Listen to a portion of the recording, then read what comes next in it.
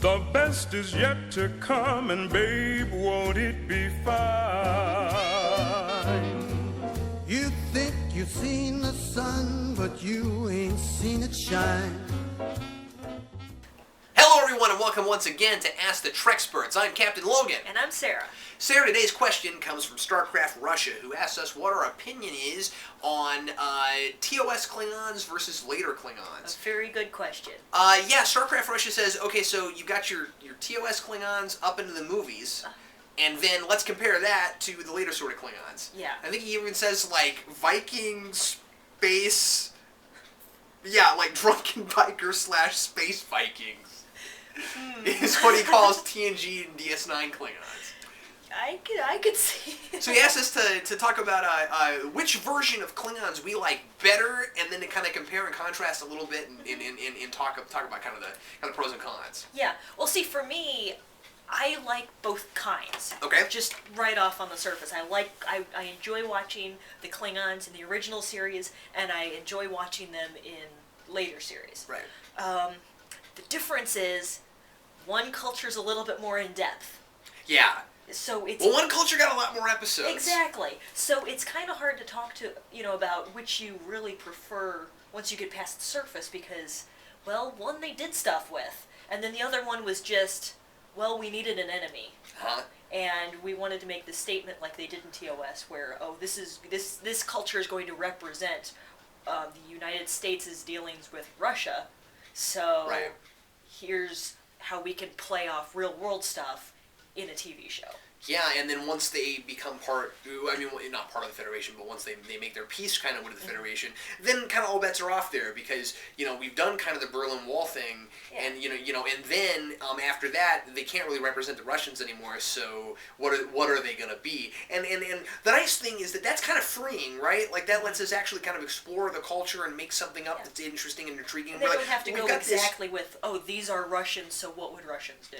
Yeah, exactly. It's like, well, we got this warlike race, so we'll borrow things from other warlike cultures in our own history. Yeah. That always makes Mix sense. them together a bit, and you got Klingons. And that's classic Star Trek, because they did that with the Romulans originally, where the Romulans are borrowing a lot from Romans. Yeah. So we might as well have the Klingons borrow from other warlike type races. And so he's right about the Viking thing. I always thought that, and I always thought there was maybe even a little bit of like Attila the Hun going on, Sure, stuff like that. Just pretty much any more primitive warrior culture, from our past. But yeah, I love the culture stuff that they do with Klingons later. That's the thing I like about Klingons. Yeah, the thing that drew me to them was the fact that Star Trek went so in depth with what Klingon culture was, and what they were like and how they reacted as a species, and the fact that they're this species, so everybody acts and thinks the same way. No, you get a variety of different Klingons who think different ways, but they all react under the same, we grew up this way, so here's our thought process, which is different than humans or Romulans or whatever, but we have our different ideas and thoughts about that, which just gives them way more depth, and, it generates deeper, more well-rounded characters than most other species that you see in Star Trek. Yeah, that's right. Well, and of course, what's interesting is, even before they started doing all of the cultural stuff, Klingons was one of the things that people thought of when they thought of Star Trek. And I don't know why people latched onto them so easily, other than the fact that that's that race they did more often. Yeah. And I mean, they did the Romulans more often too. That would be the second one. But everybody's heard of a Klingon.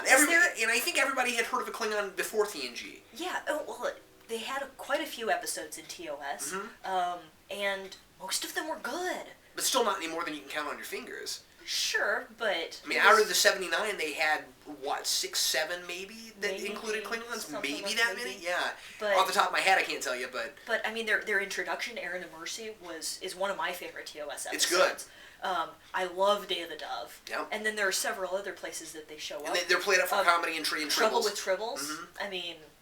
And it's one of those neat things where they're played up for comedy, but they're not really any less cool. No. Somehow, I mean, they're played really well. Yeah.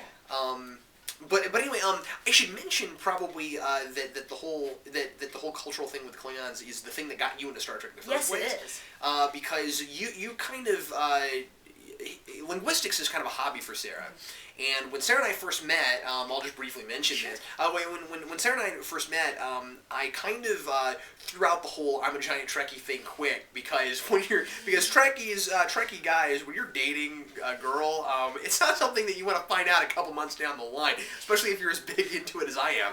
So I was never embarrassed about my fandoms and things like that, and I figured, whatever girl I was gonna date and whatever girl I was eventually gonna marry was gonna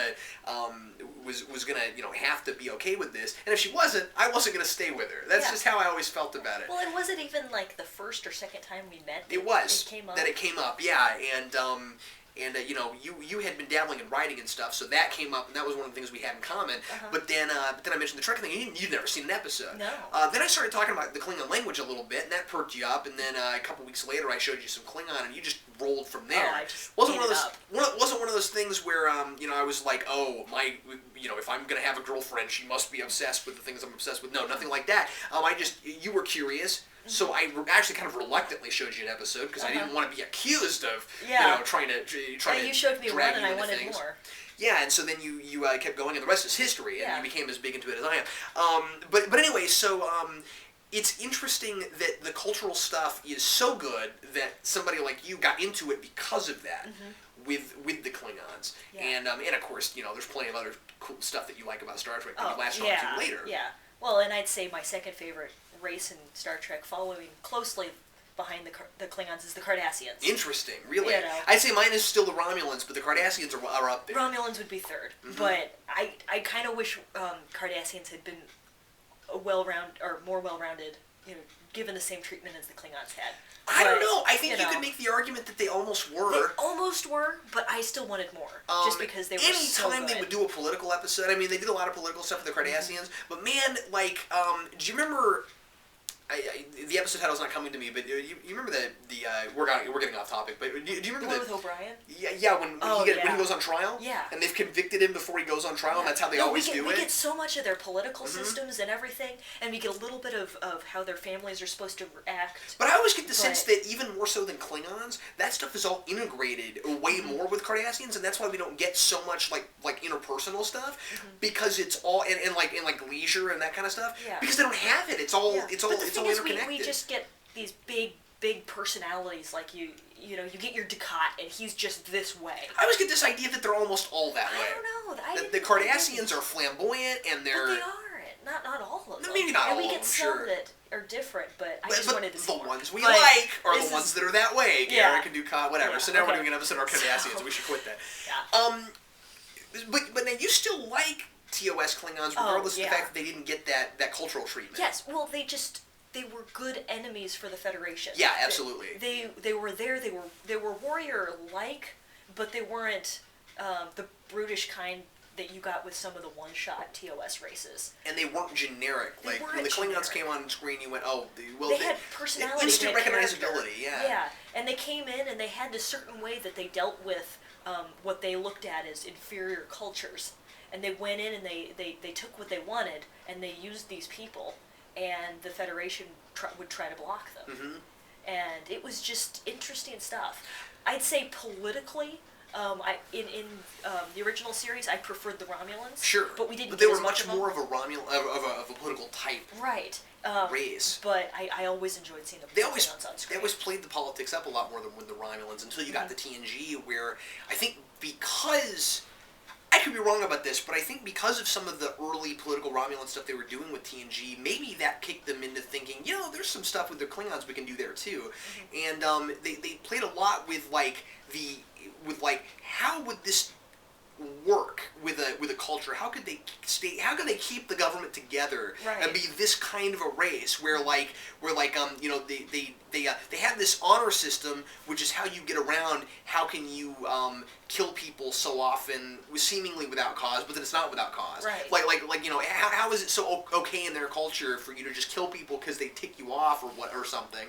You get remember Kern when we first meet him? Yeah. And he tells Riker in the turbo lift if he was a Klingon he would have killed him before he made his suggestion. Uh-huh. You remember that? And that Yeah. would have been perfectly okay and legal in Klingon society as long as you did it in an honorable sort of way where, like, you know, you challenge him and then he fights you, and then if you beat him, you're good, no problem. It's not murder. It was a challenge. There are rules. And so then the question TNG raises, and I love how it's done, and then it goes all the way through DS9, is how can you keep a culture together, and how can you keep a government standing? Yeah. And they're always on the brink of civil war in that show. Exactly, yeah. And I think that's part of the charm, is that, you know, the answer to the question is, how do you keep, you know, of the question, how do you keep the government standing, is you barely do. You barely do, yeah. And it's great. It's really well thought through in most places. In most places, yeah. And well, it's like anything else where you've got a lot of different writers writing it. So sometimes it works and sometimes it doesn't. I think that, talking about TOS Klingons, and we should address this real quick, I think, though I don't want to belabor it. I think that Enterprise had the chance at giving the TOS-type Klingons that cultural treatment.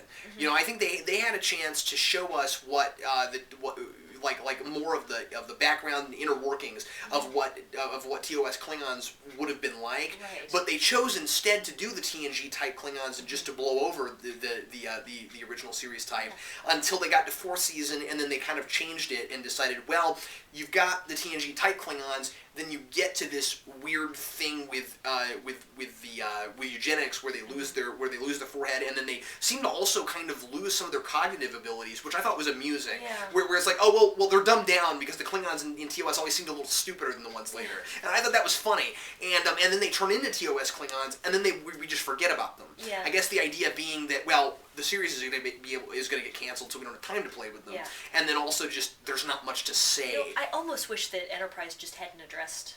Didn't done Klingons at all. Yeah, well, they shouldn't have done Klingons at all, but I think that having done Klingons, they shouldn't have addressed the forehead thing.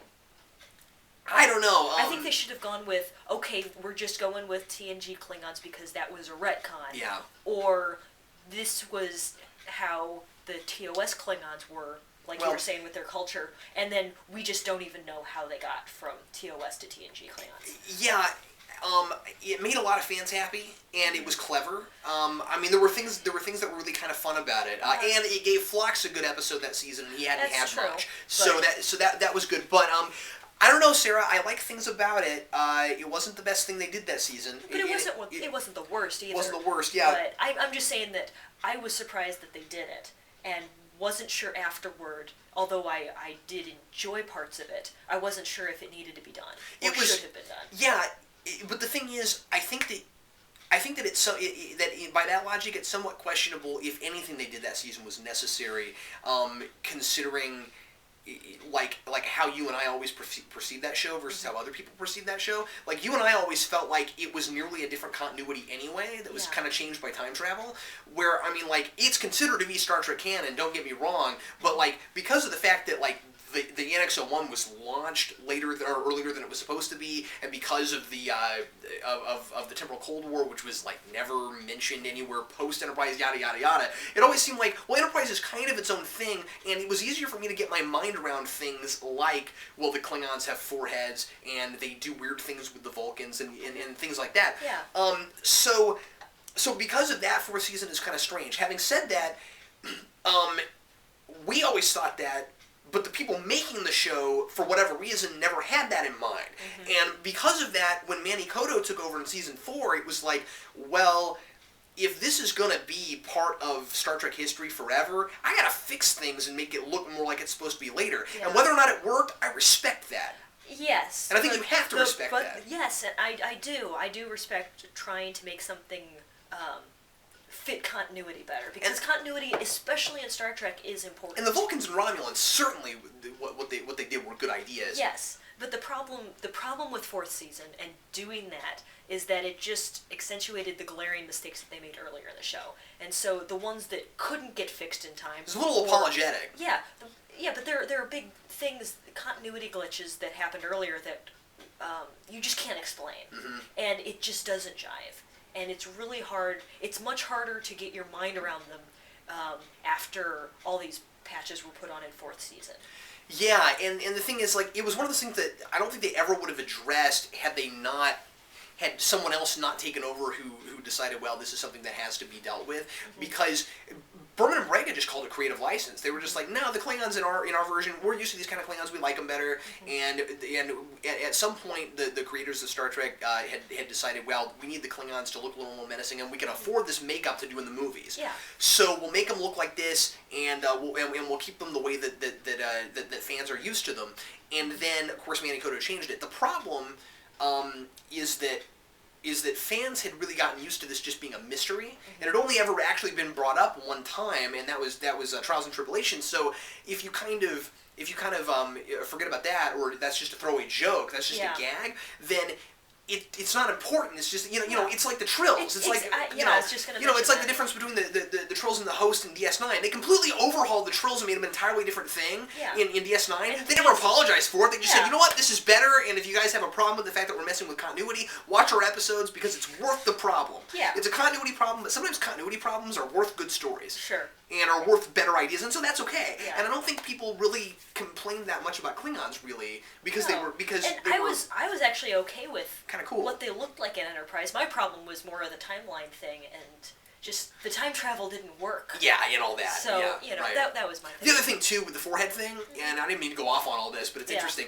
The other thing with the forehead thing is just that so they explain how they lost their foreheads, but they never explain how they get them back. Yeah. So you have almost the same problem, only in reverse. And I think they kind of tried to build it in where it was like after some generations things would start to come back a little bit, but it just seemed like it would take longer than that. They were talking about maybe eventually they'll find a cure. Yeah. Okay, I guess they tried to throw us a bone there, but yeah.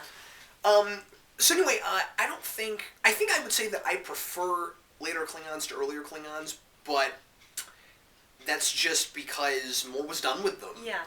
Yeah, and I'd say I'm in the same boat. Nothing wrong with what was done with the Klingons in TOS. No. And they're certainly fun, but like the Trills, they're nearly a different species. Yeah. It's almost like a whole different ballgame, really. Well, hey, thanks a lot for watching Ask the Treksperts. We'd love to hear your comments on this and what you think of Klingons past, present, and if you have anything you'd like us to talk about in the future on Ask the Treksperts, please leave that in the comments also, and maybe episodes you'd like us to review. We should review an episode. We haven't done that in a while. We should. So we'll see you again in 2 weeks. Thanks a lot once again for watching. I'm Captain Logan. And I'm Sarah. See you next time. The best is yet to come. The best